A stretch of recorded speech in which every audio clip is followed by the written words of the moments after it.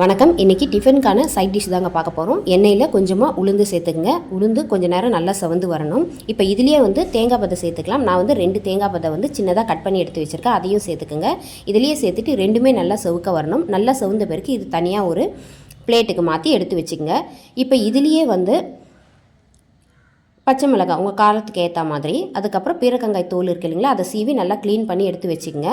கொஞ்சம் நேரம் இது நல்லா வதங்கின பிறகு கல்லுப்பு சேர்த்துக்குங்க. இதுலேயே கொஞ்சமாக புளியும் இதிலையே சேர்த்துக்குங்க. இதெல்லாம் நல்லா வதங்கணும். வதங்கின பிறகு நல்லா ஆற வச்சு மிக்சி ஜாரில் போட்டு நல்லா நைஸாக அரைச்சி எடுத்துகிட்டு வந்துடுங்க. இப்போ பாருங்கள், நல்லா வதங்கியிருக்கு.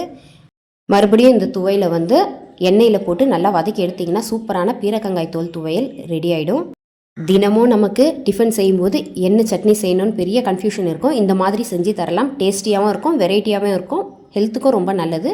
நீங்களும் ட்ரை பண்ணி பாருங்கள். மீண்டும் அடுத்த வீடியோவில் நான் உங்களை சந்திக்கிறேன். நன்றி.